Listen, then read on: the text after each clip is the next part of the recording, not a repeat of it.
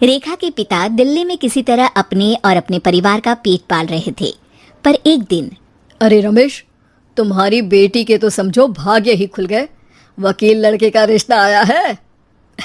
अरे वाह, कब करना चाहते हैं शादी? वो लोग तो जल्द से जल्द ही करेंगे। बाकी शाम को मैंने रेखा को देखने के लिए बुला लिया है। तेरा घर छोटा है तो तुम लोग मेरे घर ही आ जाना। राकेश और उसकी बीवी सारी तैयारी के साथ रोहित और रेखा की शादी कर देते हैं। लेकिन अगले ही दिन। देखो रेखा, शादी भले ही हो गई है, लेकिन तुम ये मत सोचना कि मैं किसी जोरू के गुलाम टाइप रहूंगा। रेखा को रोहित की बात अजीब लगती है। मैं ये तो सोच भी नहीं सकती और ना ही चाहती हूँ, लेकिन शादी के अगले ही दिन इस तरह की बात की उम्मीद भी नहीं थी। रोहित रेखा के मुंह से ये बात सुनकर गुस्सा हो जाता है। अरे, काफी जबान भी चला लेती हो। माँ ने सिखाया नहीं कि पति से कैसे बात करते हैं? रेखा अब चुप रहने में ही भलाई समझती है। रेखा, जल्दी से नाश्ता तैयार कर लो। आज पहला दिन है, सारे काम तुम्हें समझा दूंगी।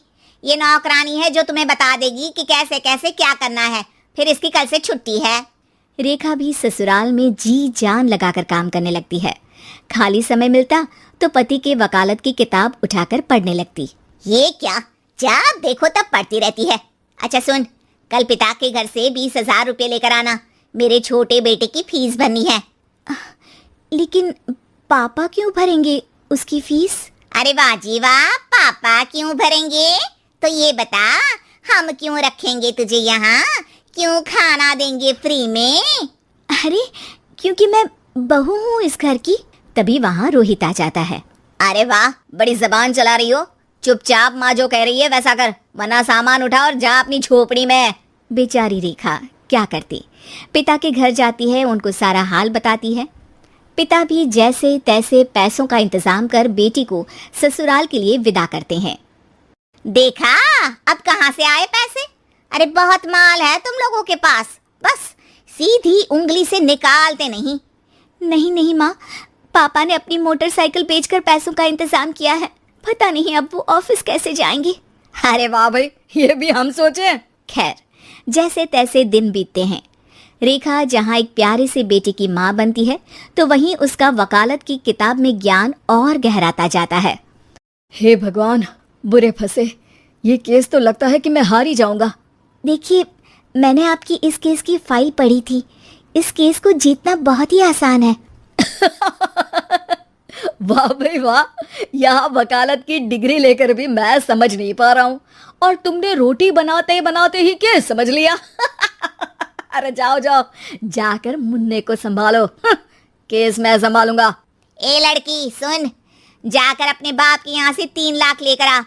पूरा घर फिर से बनाना है। छोटे की शादी करूंगी तो छोटी बहू को कहाँ रखूंगी? पूरा घर तो तूने घेर रखा है।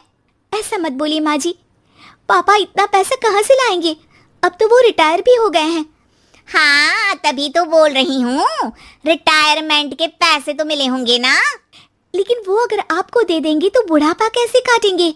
रोहित रेखा की बात सुनकर गुस्सा हो जाता है।